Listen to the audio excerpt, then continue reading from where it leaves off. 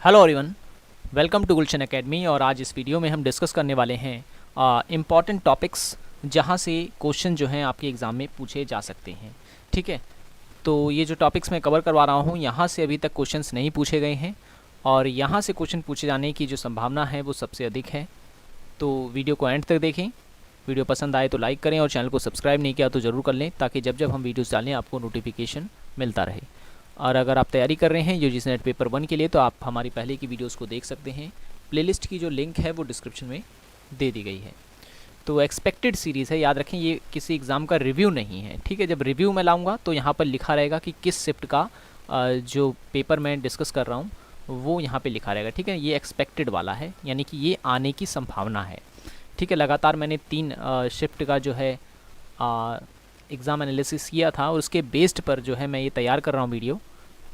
ठीक है, तो यहाँ से अभी क्वेश्चन नहीं पूछे गए हैं और पूछे जाने की आशा जो है यहाँ से है, तो ज़रूर इस वीडियो को देखें। और पहले भी मैंने जो है ऑलरेडी 5 से 6 वीडियो अपलोड कर रखी है।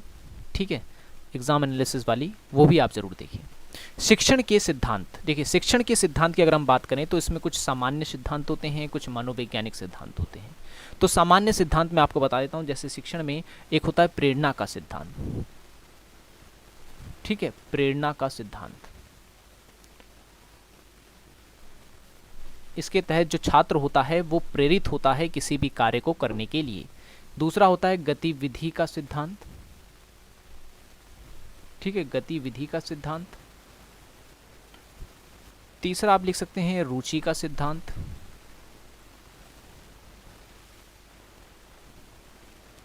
निश्चित उद्देश्य का सिद्धांत। निश्चित उद्देश्य का सिद्धांत। फिर आप ले सकते हैं इसमें लोकतांत्रिक व्यवहार का सिद्धांत।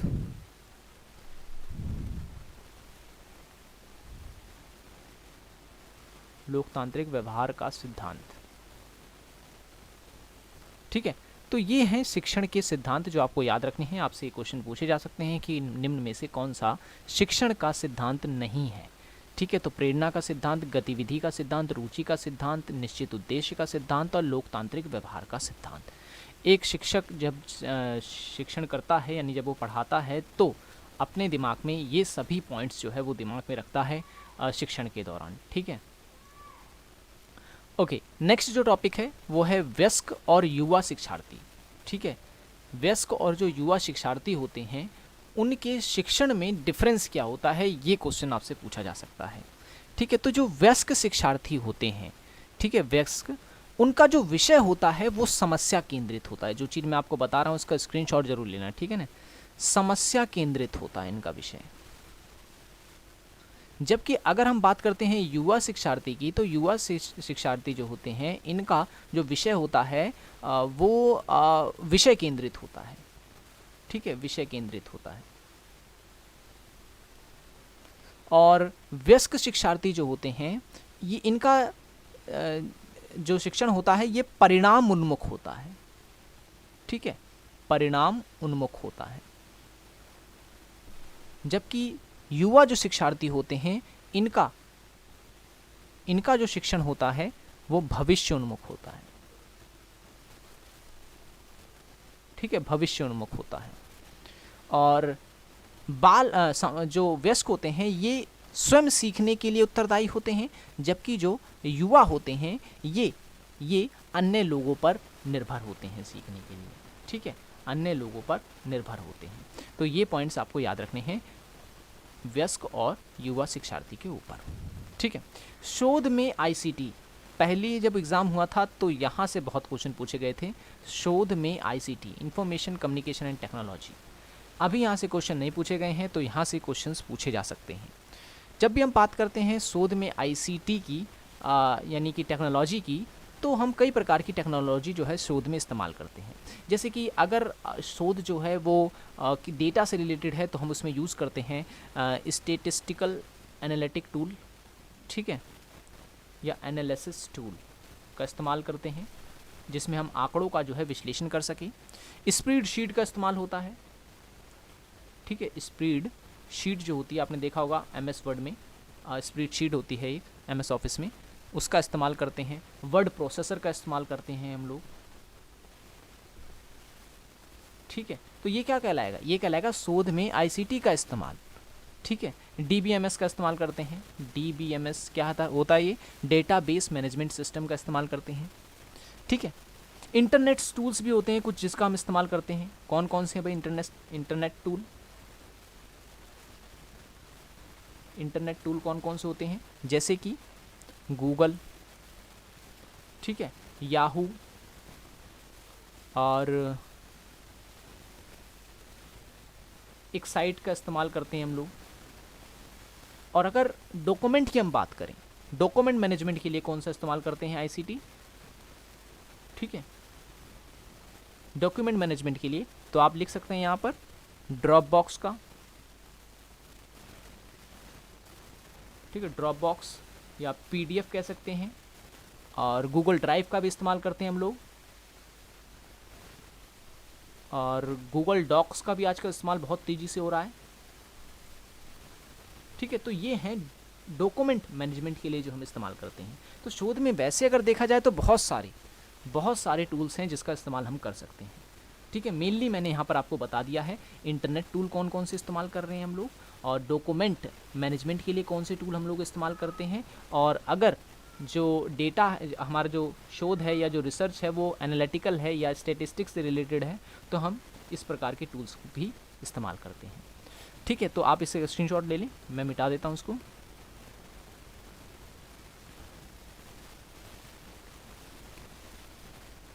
ओके, अंतव्यक्तिक संचार, ठीक है, जिसे इंग्लिश में हम कहेंगे इंटरपर्सनल कम्युनिकेशन। मैं यहाँ पे लिख दे रहा हूँ इंग्लिश में भी, इंटरपर्सनल कम्युनिकेशन, ठीक है।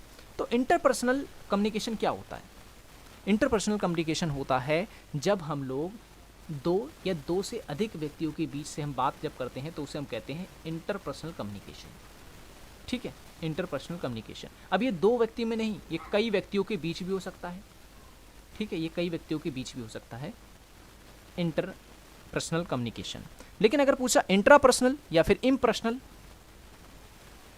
इम्पर्सनल कम्युनिकेशन, तो यहाँ पर क्या होता, यहाँ पर ये होता है कि एक व्यक्ति जब अपने से आत्मवाचन जिसे हम कहते हैं वो करता है तो उसे हम कहते हैं इम्पर्सनल कम्युनिकेशन, यानी अपने मन में ही बात करना या मन से ही अपने आप से बात करना इम्पर्सनल कम्युनिकेशन का हिस्सा है, ठीक है। हेतु भाव, हेतु भाव तो आप रट के जाएं, हर शिफ्ट में यहाँ से क्वेश्चन आया गया है, हेतु भाव और प्रमाण से क्वेश्चन जो है पूछा गया है बहुत। हेतु भाव का मतलब क्या होता है, थोड़ा सा मैं यहाँ जानकारी जरूर दूंगा आपको। हेतु भाव का मतलब होता है हेतु का आभासी रूप, ठीक है, यानी कि वास्तविक हेतु के स्थान पर जब अवास्तविक हेतु होता है तो उसे हम कहते हैं हेतु भाव। अब यहाँ पर ये डाउट हो रहा होगा कि हेतु है क्या, मैं 3 वर्ड आपको यहाँ समझाता हूँ। पहले पक्ष, ठीक है, और साध्य, और ले लेता हूँ हेतु, ठीक है। अब मैं एक कहानी से आपको समझाता हूँ। जैसे मान लो पहाड़ है ये, ठीक है, पहाड़ है और यहाँ पर है जंगल, और यहाँ पर लगी है आग और निकल रहा है धुआं, ठीक है। तो धुआं जो है यहाँ पर वो हेतु होगा, ठीक है। पहाड़ जो है यहाँ पर वो पक्ष होगा, और आग जो है वो यहाँ पर साक्ष्य होगा, ठीक है। आग जो है वो यहाँ पर साक्ष्य होगा।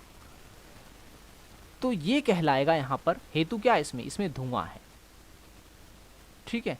तो इन्हीं सबके माध्यम से जब हम हेतु को साबित करते हैं तो वो हेतु भाव कहलाता है, ठीक है। अब हेतु भाव के लक्षण जो है वो मैं आपको पहले बता देता हूँ। हेतु भाव के लक्षण क्या क्या होते हैं, यहाँ से क्वेश्चन पूछता है, ठीक है। हेतु भाव के लक्षण मैं यहाँ पे लिख देता हूँ। पहला जो लक्षण होता है इसका वो होता है पक्षावृत्ति, पक्षावृत्ति। दूसरा सापक्ष वृत्ति, तीसरा विपक्ष आवृत्ति, चौथा असत्य प्रतिपक्ष,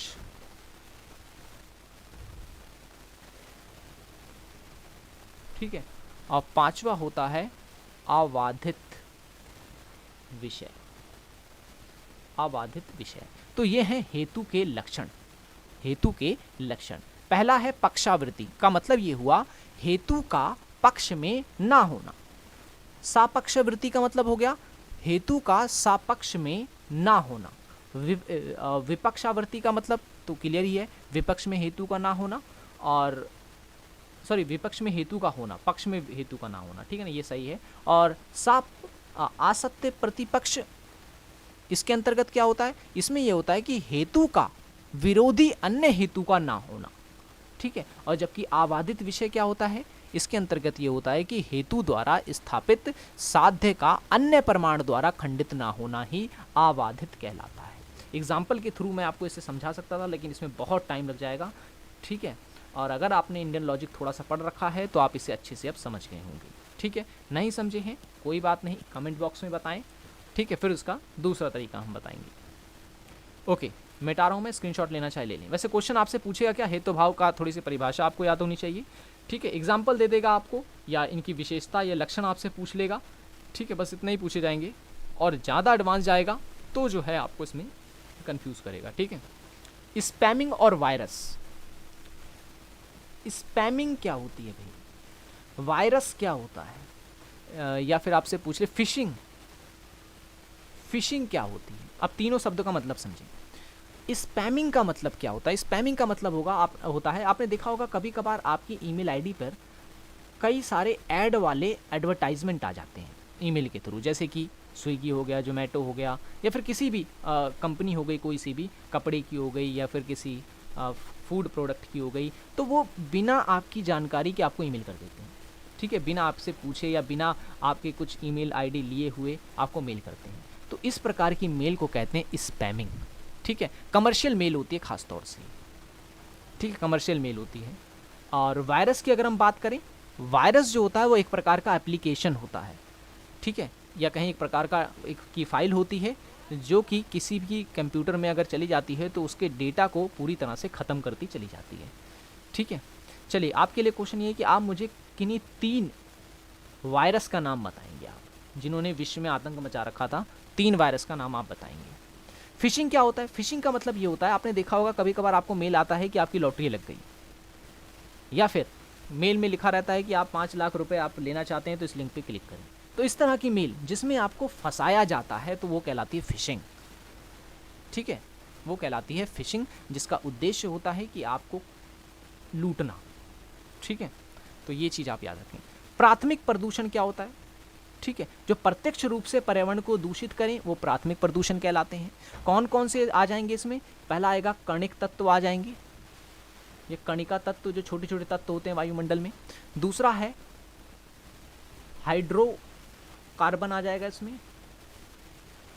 तीसरा इसमें नाइट्रोजन ऑक्साइड आ जाएगा,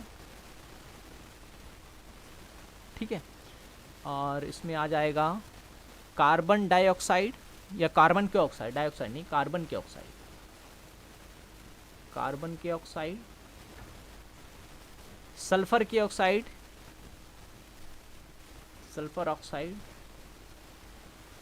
और इसमें आ जाए क्लोरोफ्लोरोकार्बन,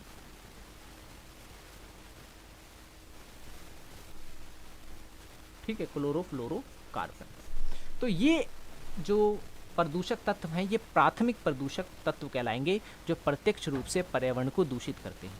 जबकि जो द्वितीय प्रदूषक तत्व होते हैं, ठीक है, वो जो होते हैं वो प्रत्यक्ष तौर पे नहीं, वो किसी अन्य प्रदूषक तत्व के साथ मिल करके जब पर्यावरण को दूषित करते हैं तो वो द्वितीय प्रदूषक तत्व कहलाते हैं। LNG की फुल फॉर्म आपसे पूछ सकता है। LNG का मतलब होता है liquefied natural gas, liquefied natural gas, ठीक है। LPG की पूछे तो लिक्विफाइड पेट्रोलियम गैस, CNG की पूछे कंप्रेस नेचुरल गैस, ठीक है, कंप्रेस नेचुरल गैस। तो ये भी आपसे पूछ सकता है। तो आज की वीडियो में इतना ही। आई होप ये वीडियो आपको पसंद आया होगा। वीडियो पसंद आया तो लाइक ज़रूर करें, चैनल को सब्सक्राइब नहीं किया तो ज़रूर कर लें, और अगर आपने हमारी पहले की वीडियोस को अभी तक नहीं देखा है तो ज़रूर देखें, लिंक डिस्क्रिप्शन में दे दी गई है, और आप हमारे चैनल पे जाकर भी वीडियोस को देख पाएंगे। सो आज की वीडियो में इतना ही, मिलेंगे नेक्स्ट वीडियो में। Thanks for watching this video.